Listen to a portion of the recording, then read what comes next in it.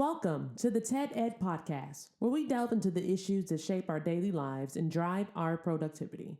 We confront topics that matter deeply to all of us, from healthcare and affirmative action to voting rights and monetary success and failure. We cover it all. And yes, we dive into the complex world of politics, exploring how our country has evolved from slavery to the 21st century. Our content is crafted with care and expertise, drawing from years of experience in these critical areas. We invite you to give the TED Ed podcast a listen. You won't be disappointed. Share your thoughts with friends and confidants, and don't forget to like, comment, and share our episodes. Your engagement helps us grow and reach more listeners. Are you passionate about these topics? Do you have unique insights to share? You could be one of our guest speakers. Drop us a line, send an email, or leave a comment. All requests will be considered. Join us on this journey of exploration and understanding. This is the TED Ed Podcast. Thank you, and enjoy the show.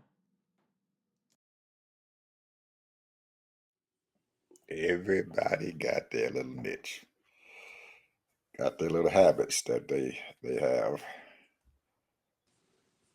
and there's nothing wrong with a habit. Well, I don't have a habit. See, the thing is with me is I make sure that I can stop anything anytime. I'm not hung up on nothing, bro. I'm not hung up on nothing. That's just my philosophy. I don't get hung up. I didn't get hung up on girls. I didn't get hung up on partying. I didn't get hung up on none of that. Even when I used to smoke marijuana, yes, I used to smoke marijuana. Go, Mr. Harvey. I didn't get hung up on it. Go, Mr. Harvey. I'm just telling the people, man, addiction is real, bro. And we got a person right now I don't know what he addicted to attention. He addicted to attention. Every day he got to be on TV. Every day he got to have some kind of announcement. He got to be in the people's face. No matter how crazy. No matter how crazy. There's no governance, bro. Crazy. These people are not doing any governance. They have $5 trillion that come into this country that we give, that the American people give. And it should be at least 2 to 3, it should be at least 7 trillion, 8 trillion of revenue. Because we're not living in the 1970s and 80s. We have 400 million people living in this country. We need more revenue to support people, support education. I was listening to this girl the other day. She said that Black people had to fight for everything. We're supposed to be in a free country. That's why I tell my kids, we're free, but we're not free. We had to fight to ride the buses. We had to fight to work for the corporations. We had to fight for water. We had to fight for everything. But we're supposed to be free. We're not free, bro. Now they're tearing down everything that we fought for. I should say they fought for, because I didn't do none of that shit. Only thing I did was work and support my community when I can. That was my job. But you had people out there marching, you had people out there fighting, going to court to try to get all our freedoms, which is supposed to be in the Constitution already. But you have these bigots, these racists, these prejudiced people trying to stop us and sabotage us. They didn't stop me. And if I got sabotaged, you know what I did? I left the company because I'm not working for people like that.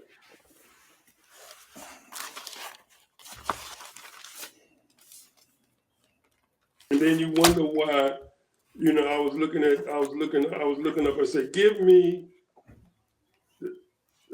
the worst 10 cities in America. Ed, I bet you can name them right off the top of your head, can't you? Mm-mm. Yes, you can. You know the number 10th one was? Remember Atlanta, who? Georgia.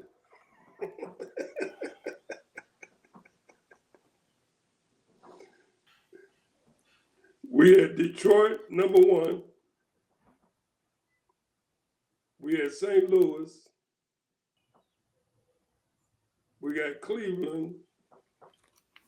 I'm telling you, bro. Memphis, Tennessee. Memphis, Tennessee, man, they have a crime rate. You know how they do out of 100,000? Damn near 2,000 out of 100,000. You can't even walk the damn streets in Memphis, Tennessee. Chicago is in there. Something is wrong with this picture, bro. And see, people don't want to say that, business is business. I understand that.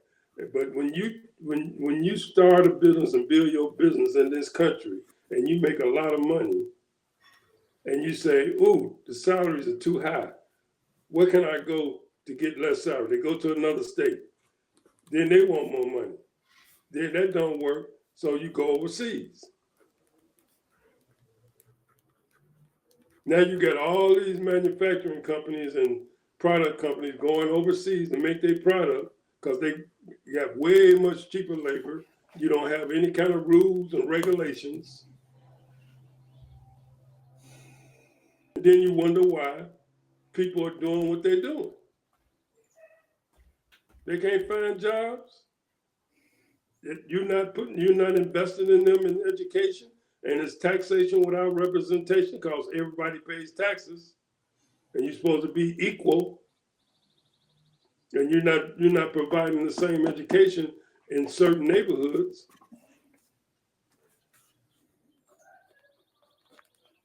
And you took all your jobs and most of your jobs overseas. I told you the other day, I went down, they got a whole list of where every manufacturing company is at, the number of people that's working there.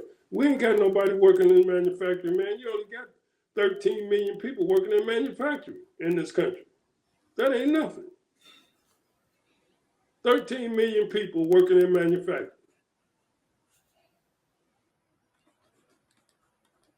We don't make nothing. Then they say, well, it's too expensive to make stuff here in America.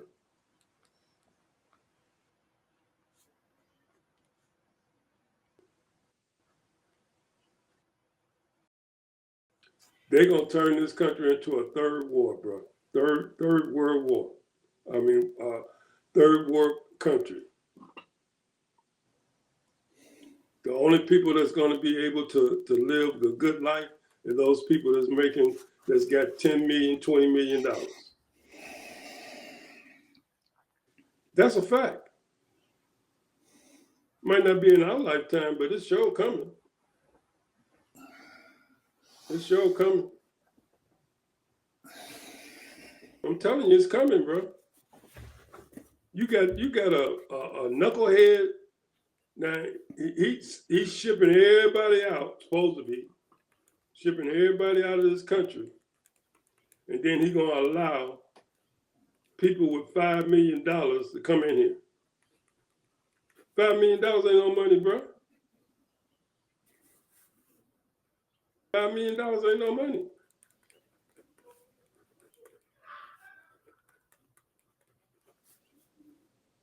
And they ain't gonna start no businesses here. They just come here to come party and whatever and buy up land. That's all they're gonna do.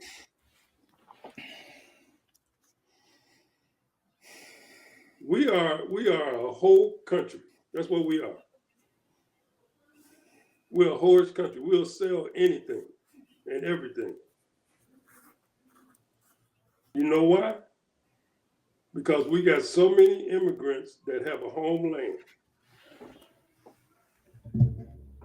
We got so many immigrants in this country that have a homeland. See, in the last 50 years, a lot of these people that come from other countries to try to be Americans, they can go back home. They can go back to Italy. They can go back to Ireland. They can go back to Mexico. They can go back to wherever they came from. But even the Caribbeans, they can go, people who live in the Caribbean, they can go back and forth to their homeland. Where can I go? I ain't got no place to go, bro. I'm not going to Mexico and live. I sure ain't going to Canada. Where in the hell can I go? Where am I from? I don't know. I don't have no country, bro. But this place is where I live, right here.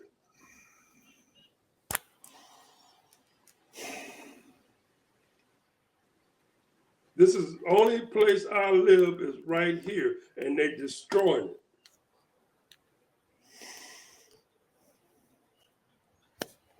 By not doing the right things. I mean, the Constitution is not a perfect document, but you know damn well they was trying, at least back in the day, they was trying to do something. And they had laws, they had many people that went to jail for breaking the Constitution. Now, they got people now that should be in jail, and their ass is out of jail now. They dropping court cases left and right.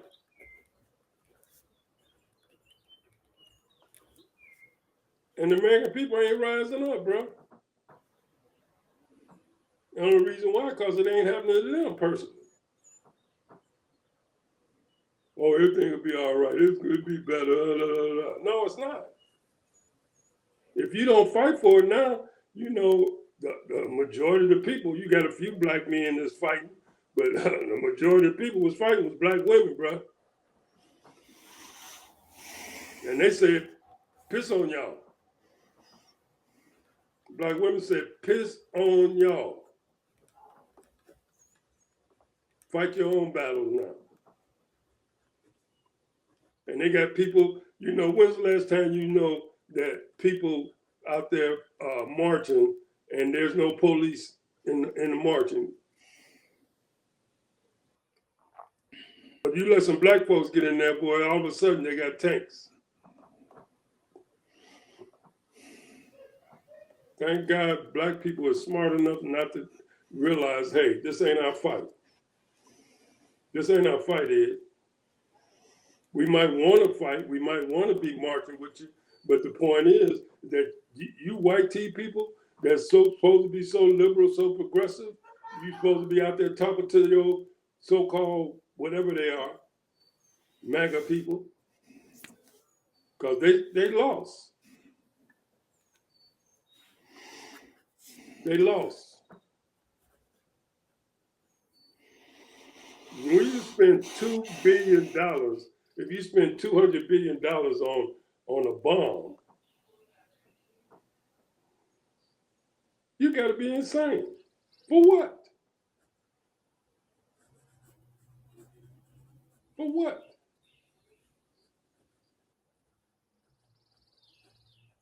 You know, they sit up here, Ed, they have sat up here and talked about this U.S. aid, which budget is only $8.5 billion.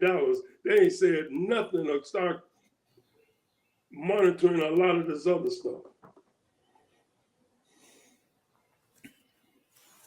Only $8.5 billion. They spend that in a day.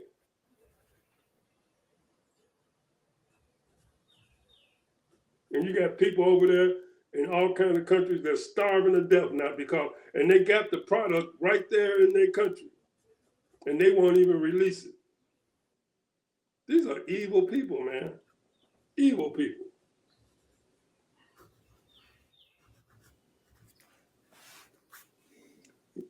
These people are pissing me off, and I don't know what to do, and ain't nothing I can do. I'm too damn old and don't have the resources to or the power to do anything.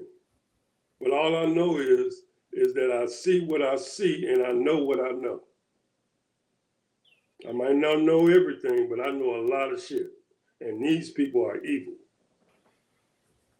I'm gonna say one more thing, and I'm gonna be done. I saw this damn dumbass pastor talking about talking about we are we are becoming a righteous country.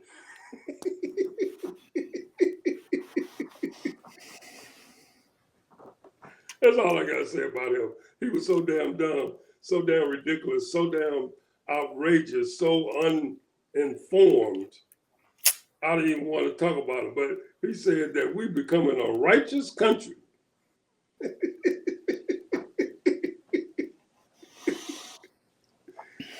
Because of Donald Trump. Woo, man. Help us, Jesus.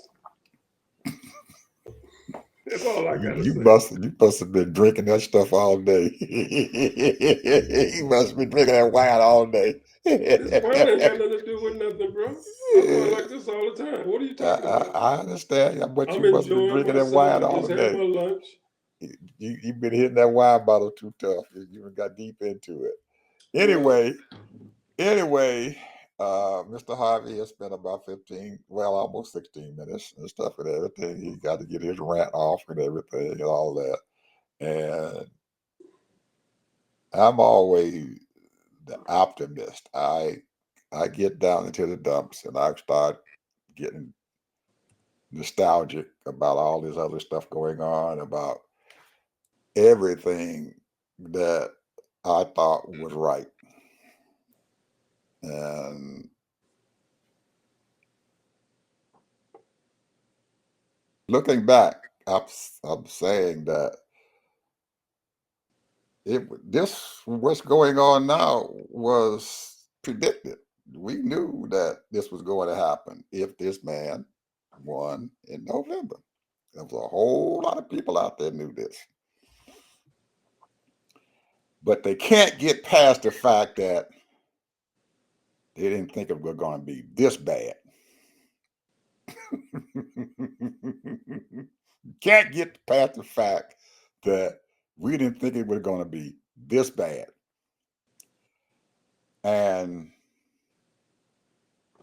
as I look and I'm seeing and I watch, because sometimes I gotta just get away from this crap and everything. But there are a lot of people out there who are going to work every day and they're seeing this stuff every day. There are people, friends of mine and associates of mine that work for the federal government and have been doing this stuff for years. And they have seen all kinds of stuff happen. But this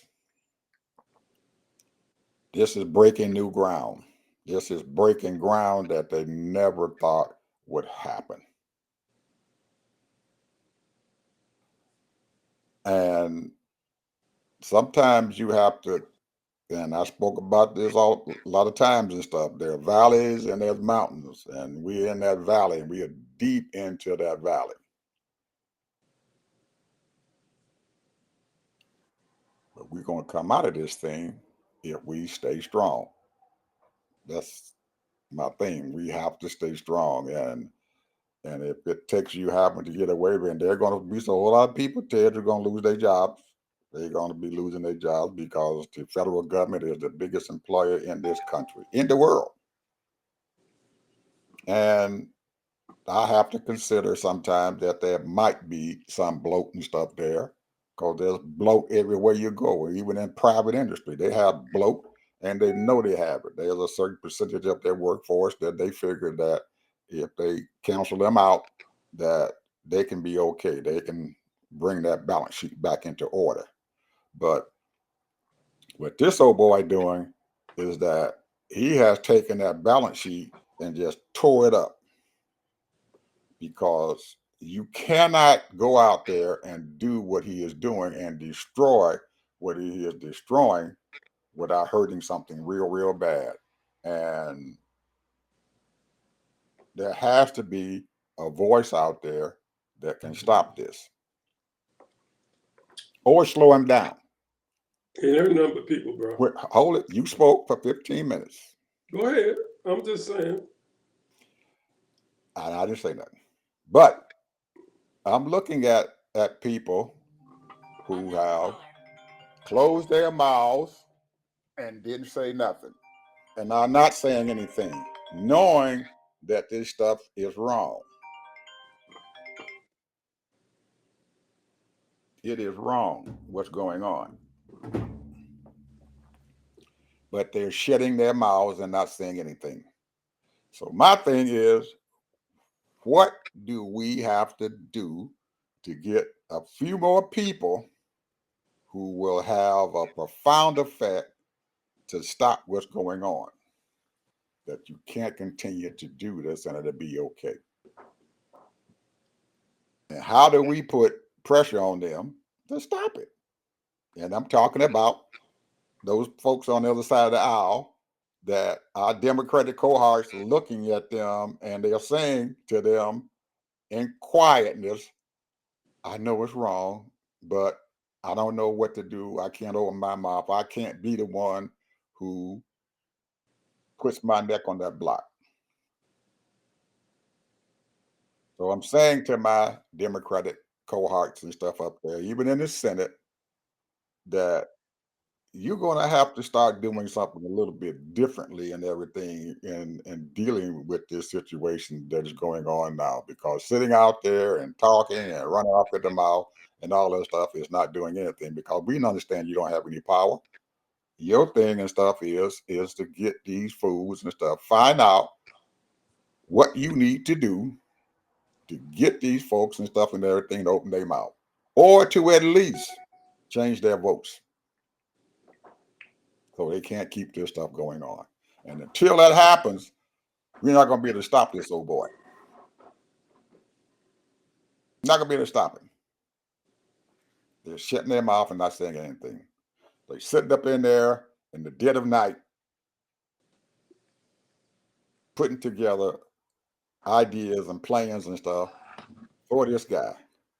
It is beyond me, Ted, to see that these people have adorned this man so much that they're talking about creating a new currency, a $250 bill, and putting his damn face on it. What kind of crap is that?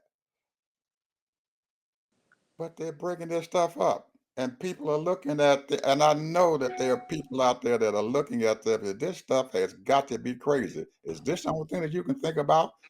That you adore this man so much, you're gonna put his name on a dollar bill or a $250 bill and everything, create this so you can give this man his praise because you love him so much after he is sitting there and destroying your people that you are supposed to be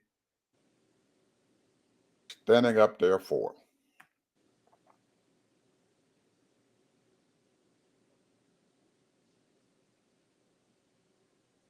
What in the heck is going on?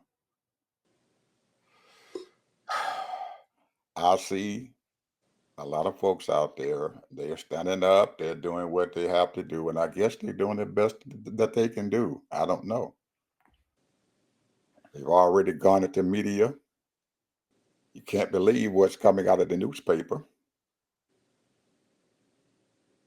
I gave up looking at my newspaper. I don't look at them anymore. I got me another outlet to get my news from because I'm getting lies and the same old bull crap and everything from all these other major news folks. I don't even listen to them anymore. I done found some other news outlet, and I think that's what a lot of people need to do. You need to find another outlet and get the news and stuff, because some of this stuff and everything that these people are putting out there, they are glorifying this man, and nobody is sitting down there letting the people know and stuff what the heck is happening and what they can do to stop it. When they start affecting these red states,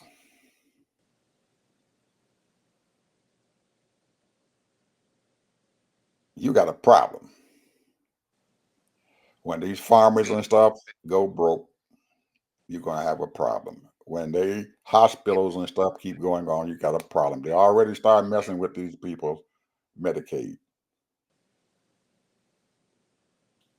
They start messing with it. Then I already see the man that look these folks in the face and say, I'm not going to touch Medicaid.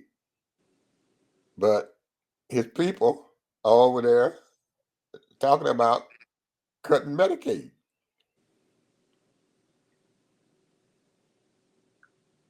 And they've asked him. And he said, and yesterday he sat there and then and the news folks asked him, and he said, I already told you that. I'm not going to touch it.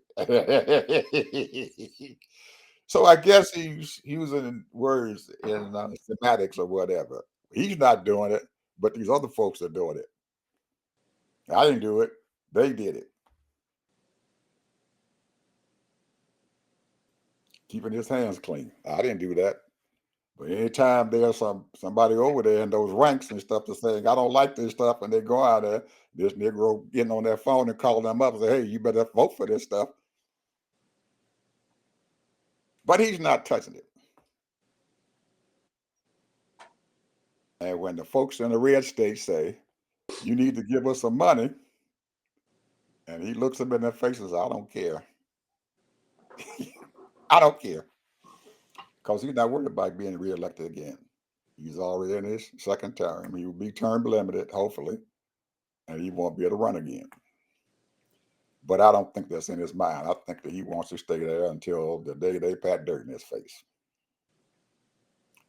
And if it keeps going the way it is, it's going to happen. It's going to happen. So we got to find a way to beat this man. That's one of them. Get up there and embarrass these daggone folks in Congress, just like we spoke about it earlier and stuff.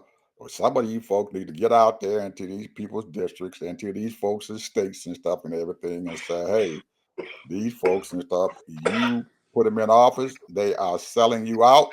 You need to open your mouth and say something. That's the only way you're going to stop it. And eventually, hopefully, they will open their mouth and stop it. And then again, they may not. Because they putting their allegiance in this man up there with their red hair. So only thing I could think is that he must have so much fear and put so much fear in these folks' heart that they just got to go out there and do his daggone bidding and stuff and everything because he may be threatening their lives. I don't know. They are saying it, but we don't know for sure. Or they may be using the fear of their life being screwed up as to say, well, I can't do anything because this man is threatening me.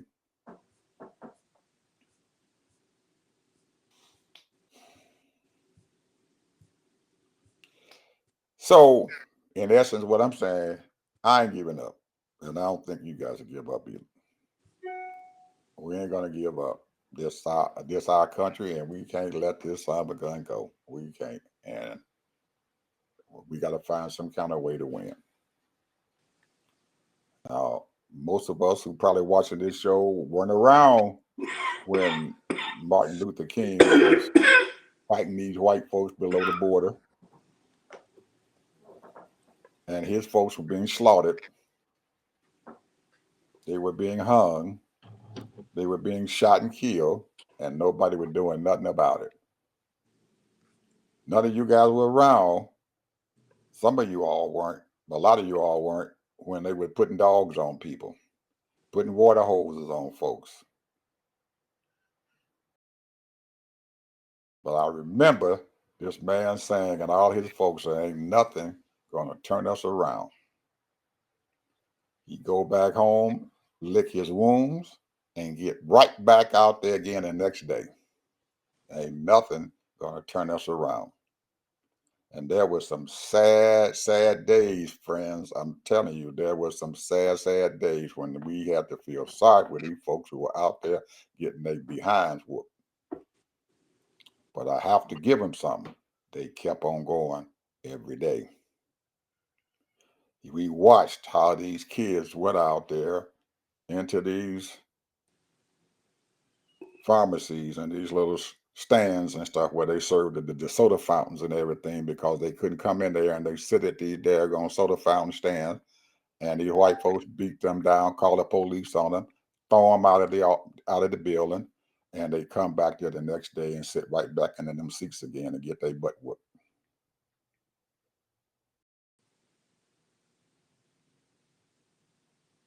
That's what it took. It took a long time against all odds, and there was fear all around. And most of the time, I knew about the fear because whenever I crossed that Mason-Dixon line going to see my grandparents, there was fear in my heart that some of these summer girls might shoot me. I might not come back. But I kept going to see my grandparents. I wasn't going to let these folks bully me. And we're going to need that spirit nowadays just like we had back then. We're going to have to get out there and do something. I don't care what it is, do something. Even if it's wrong, do something.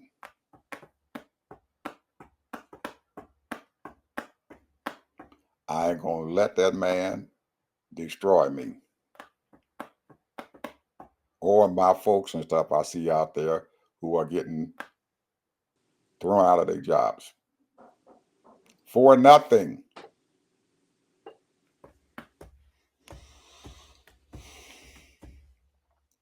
So anyway, people, stand up, do what you got to do. All right. There's got to be something else that's making us feel pretty happy nowadays. Something that came up that can make us happy. No, I ain't trying to be happy, bro. I'm gonna try. I You can got try this. to be happy if you I want can't to, feel but I sad ain't all the happy. time. I can't feel sad all the time. I'm not sad, and I'm not depressed. I'm not sad. I'm not depressed. I've been through a whole lot, bro. And I'm gonna tell you something. When you've experienced a lot of prejudice, bigotry, racism in your life, and I'm not saying that I've done it. I mean, it has been some, but not to the catastrophic as a lot of people. You know, I was fortunate to be raised in the Midwest, and I was fortunate enough to be raised in a Black community that took care of us the best they could. Now, the thing is that what I have learned is three or four things you have to do. You have to take control of your community. You have to build businesses. You have to run for office. And then those people that are in office, you got to pay them so that you can have peace in your community. And then you got to have security so that they don't have hoods on their heads now, but these predators will not destroy your community. That's the bottom line. And the thing is that you have predators within because they don't want to do the work. They don't want to go, build. They want to steal. They want to rob because, there is a spiritual element in this at the same time. But I believe what Jesus said. He said, let Caesar do what Caesar do. But at the same time, you have to be involved and engaged. Don't mean you got to live their lifestyle, but you still got to be engaged in the political system some kind of way. If you don't do nothing but vote.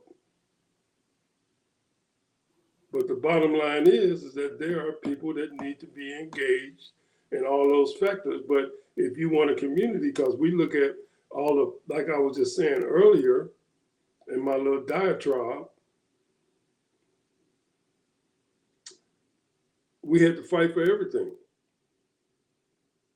And a lot of us was able to take advantage of that.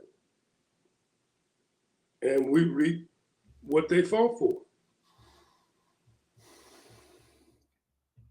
But the fact is that I keep saying this, majority of these white tea people, they do not want us. They don't want us in their restaurants. They don't want us in their neighborhoods. They do not want us. I'm not saying all white tea people, but I'm saying a lot of them, majority of them. And that's fine. I don't have a problem with it. But what I'm saying is that I don't give a shit about what they say or what they do. They don't want, I heard somebody say, go where you celebrate it. And we're not celebrating. We have carried this country and to build this country and I mean, when you talk about sports, Olympics, we dominated so that we kept on winning to show that we are the better country. And everybody get their little flags out. Ooh, we run the 100. Ooh, we won this. Ooh, we won that. Because that shows a sense of dominance, that we are the better Americans. We're better than this country and that country. When we started going into the gymnastics, slowly but surely, the cream rose to the top.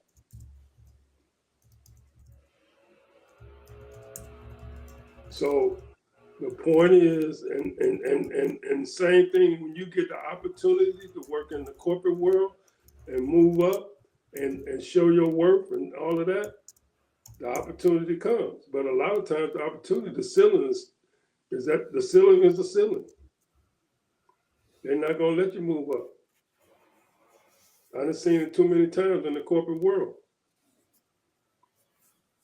So what we have to do as a nation, as a black people, race of people, we have to build our own stuff. But we haven't learned that yet.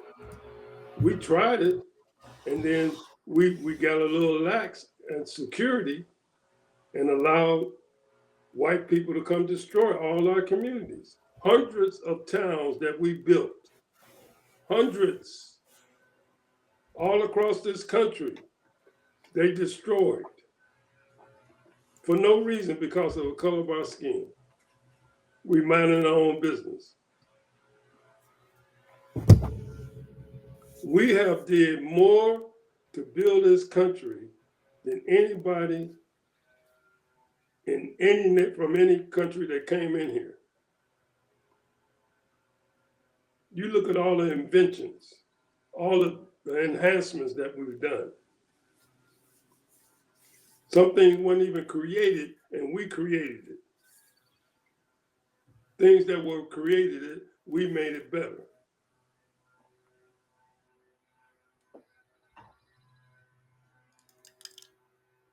But the problem is that when people have the opportunity to make money and you don't invest in your own community,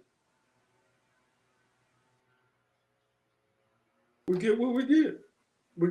Hey, I remember years ago, I'm gonna say this. I think one of the first, at that time, it was a big deal in the 70s. We had a major city, black mayor, Indianapolis. Remember that?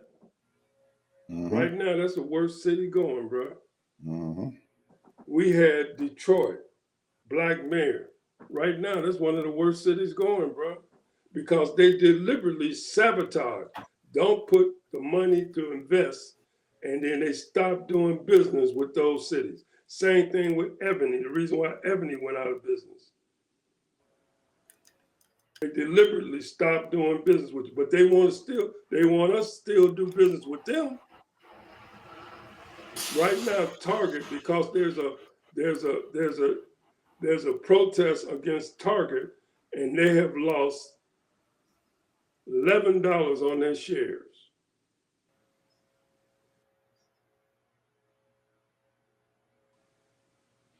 These people deliberately do not want to do business with us, but they want us to spend our money with them.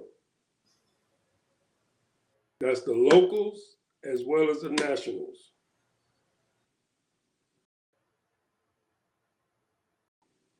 People got to start looking at the bigger picture, bro.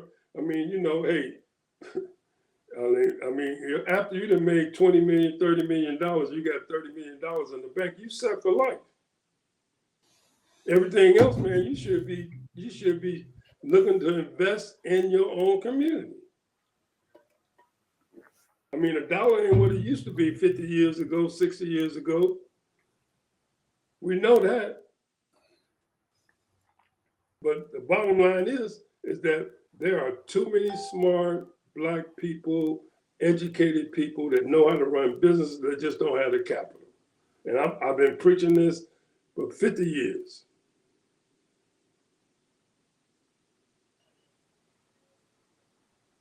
But the Black people that make money, and a lot of times, when you are an entertainer or you're an actress and you're an athlete or what have you, you're making that big money. That's what the Italians did, bro. They was making that big money and they invested in their own community. That's what the Irish did. And they started building companies. But here we got our people, and this ain't nothing against them, because you can do whatever you want to do with your money. But what I'm saying is, you can't keep on buying franchises. Oh, that's wonderful. You're making money for yourself and you're providing jobs, but you got to build you guys, money has to be made in order to have product. You have to have product.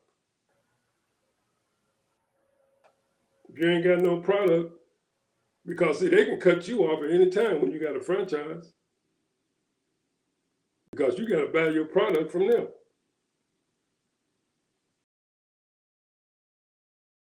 You have to have your own stuff. And it don't take a lot. I mean, I use a classic example. I talked about this years ago when we first started our show. You had, and I'm going to use his name too, P. Diddy, Puffy, Sean Combs. He made most of his money by making all this stuff over in China, his little shirts and pants and all the outfits. And then he cut a deal and got a contract with all these major retail stores. And what you think Black people did? They supported him, bought a lot of his stuff.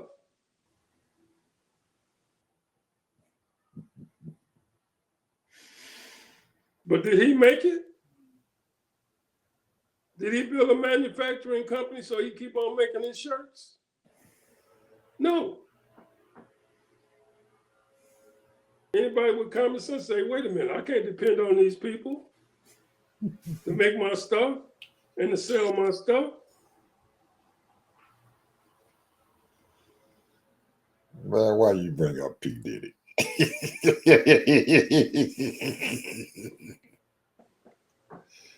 Why you bring that brother up?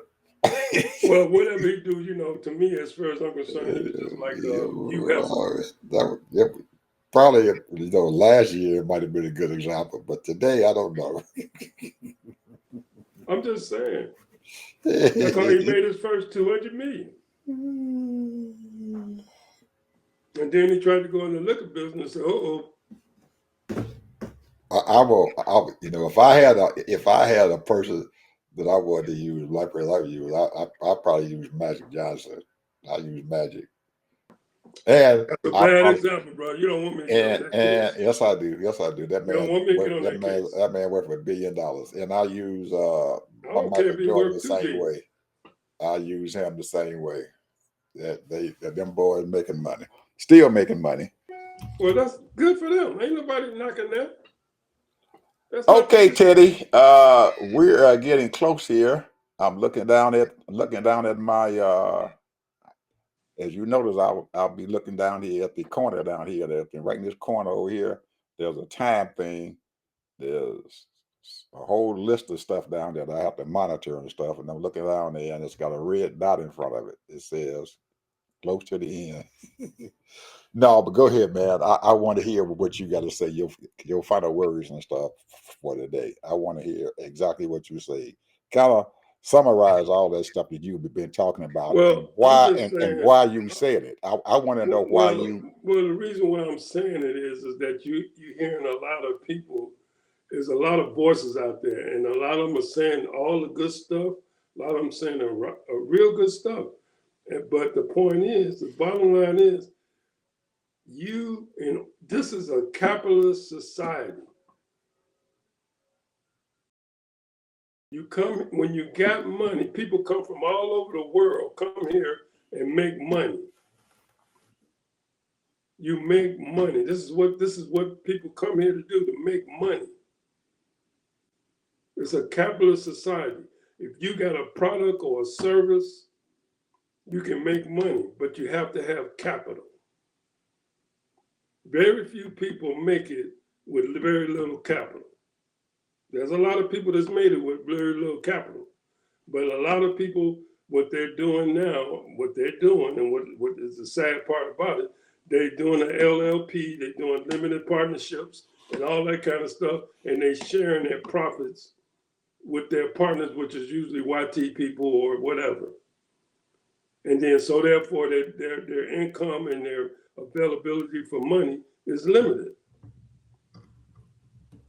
When you own the whole thing, that's where you make your money. And then you don't have to answer to nobody. You don't have to answer to nobody. That's the reason why Elon Musk can't get that $57 billion, because he don't own outright Tesla. He came in and bought into it. I got a question I want to ask you, and I'm trying to get it together in my mind so I can ask you and everything, and it won't be too controversial. And my question to you is, why did you think that what you were saying is of value to the people who are listening? Whether it is or not, I couldn't care No, no, less. no. I'm just saying you had to have felt that there was some value to what you were saying and why you said it. So Well, I just a wanted lot to. of people don't realize the significance of the struggle.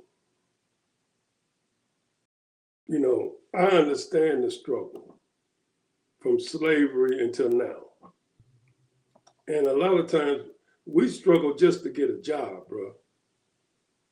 You had Booker T. Washington training people to do subservient work, maids, butlers, cooks, just to get a job,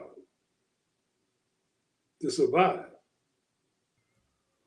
You couldn't work in the corporate world, they weren't hiring you. But you can get a servant's job. And some of our grandparents, that's what they did in order to bring a paycheck home. The black man could not find a job. Usually he would have to go off somewhere to another state and work for 3, 4, 5, 6 months, if he can work that long. They allow him to work that long on the railroad or somewhere else doing some kind of manual labor. When they start changing the laws and changing stuff and making things available for black people, then people can get more educated. You always had educated black people, even before slavery. or even before when slavery was going on. You had free black people that were getting educated and had businesses and all of that. They just had to show their papers. I know the struggle, bro. I know I've read too many books on the struggle. I done lived through 75 years of it. So a lot of what this is we are living in America, but America is not living up to its standards. Like I said, we are becoming a third world country because people are selfish. We should be building this country and modernize it in every way. But no, we're gonna spend $2 trillion on the military.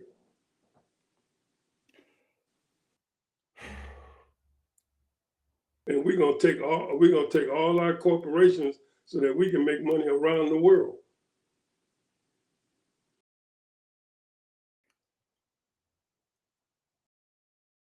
I wanted to say something that I'm hoping that our audience and stuff doesn't always consist of just black folks. I would think that there would be some Hispanic folks that would listen, and I would figure that there'd be some white folks who would listen, and that there would be They got their own country, bro. Asian folks that would Who listen. cares? I would think that there would I be don't a care. whole lot of other folks and stuff who would listen and don't feel that we just are speaking, because right now, if we're going to win this thing, Ted, and get for even our folks and stuff, we can't do this stuff alone, man. You're gonna need some other people. You've Well, got we're to in a help. sad shake if we can't do it by You're ourselves. gonna you have to get some other folks and stuff involved and stuff in this thing and everything, and they have to be a part of it. And we're gonna have to be acceptable to them coming in to help, because there's no way we Help can do this what? Do alone. what? There's no way we can solve this alone. What they gonna do? It doesn't matter what they're gonna do. We need You some help. just said help. What they gonna help us with? We can figure that out, but we don't want to Wait a alienate them. minute. Time out. You say help. Yep. Have you seen anybody go into our communities to help us? Yep. Outside. Yep. Absolutely. Who? Absolutely. Who? You can't do it alone. I asked you a question. Have you It seen doesn't matter anybody who. I go gave into you. our I communities to gave help you a us? list of different ethnic groups and stuff out there. I'm saying to them, but I hope that we're not alienating and stuff there, because we're gonna need some help. We cannot do this stuff by ourselves as one race group. Ted. I'm just saying, you can't. It's You not have to be gonna more happen. specific than that, Ed. Well, I don't have to be more specific. I'm just saying what's on my mind. And folks, we are just about at the end here, and I know that it, that eventually Mr. Harvey gonna realize what the heck I'm saying, and that you guys I hear out what you're there will saying, and I know what understand I'm what you're saying. saying, That but we don't need their help. we do need their help. We do need that. We need it. We all this together, Ted. We even in the civil rights movement and stuff and everything. Dr. King knew that he needed some other folks' help, and they did come down and help. And because they did and stuff, he shed a light on what the heck happened when Mr. Aubrey over there in my estate and stuff here and everything, they murdered that young black man and stuff over there right outside of Savannah, Georgia. And his family and stuff and everything tried to do everything they could to bring light to that their child was killed. And until they went and brought some white folks and stuff down there to see what the heck had happened, that young man did not get justice until then. So that's what I'm saying. Anyway, bye. We see you people later tomorrow. Bye bye.